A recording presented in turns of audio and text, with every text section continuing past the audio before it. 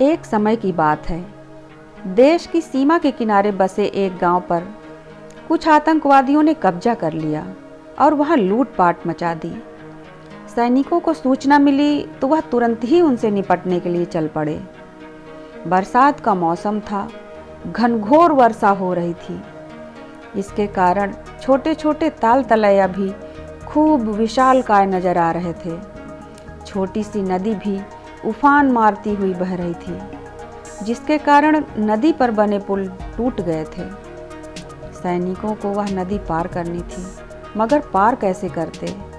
सैनिकों ने बहुत सोचा, कई प्रकार की युक्तियां लगाई, किंतु वह पार पाने में असमर्थ रहे।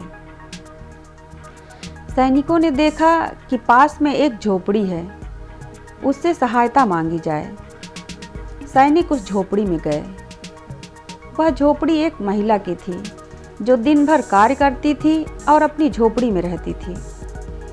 उस महिला के पास अन्य कोई साधन या घर नहीं था।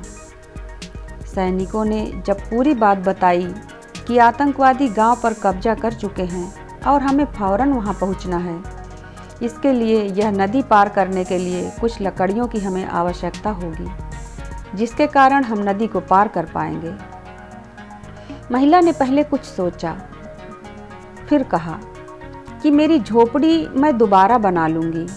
आपको जितनी भी लकड़ी मेरी झोपड़ी से चाहिए, निकाल लीजिए।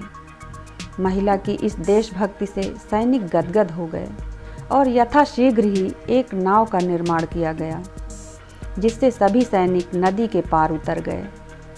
महिला के इस देशभक्ति की सराहना जितनी करें उतनी ही कम है।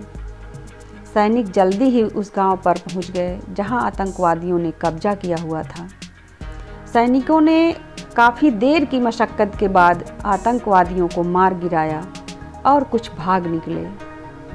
देशभक्त महिला तथा जवानों ने देश में आए हुए संकट को बहादुरी से टाल दिया और दुश्मनों को मार भगाया। धन्यवाद। जय हिंद।